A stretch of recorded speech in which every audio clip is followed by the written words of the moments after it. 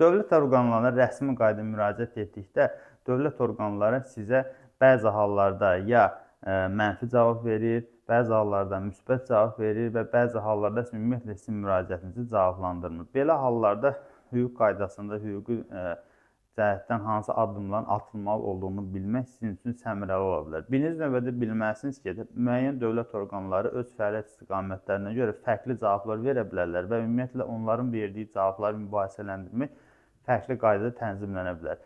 Əgər sizdə hər hansı bir dövlət orqanı hansısa bir müraciətinizlə bağlı imtina vermişdirsə, bəzi hallarda həmin dövlət orqanlarının bir üst qurumuna şikayət etmə hüququnuz var. Bəzi hallarda isə həmin dövlət orqanlarının imtina məktubundan və yaxud ümumiyyətlə cavab verməməsinə əsas gətirərək siz həmin sizə lazım olan məsələni birbaşa məhkəmə qaydasında mübahisələndirə bilərsiniz. Əgər belə bir qərara gəlmişsinizsə ki, həmin qərarı məhkəmə qaydasında mübahisələndirəsiniz, bu zaman bilməlisiniz ki, Azərbaycan Respublikasının qanunvericiliyi belə hallar üçün vətəndaşlara iddia müddəti təyin etmişdir və həmin o iddia müddətini ötürməklə məhkəməyə müraciət edildikdə məhkəmə sizin ərizənizə baxmayacaqdır. Buna görə də bu vəziyyətdə təcrübəli vəkillərin xidmətlərindən istifadə etmək həmin işin sizin xeyrinizə perspektivli həll olunması üçün sizə səmərəli ola bilər. Müraciət edin, bu barədə sizə köməklik göstərək. Bunu mən demirəm, bunu qanun deyir.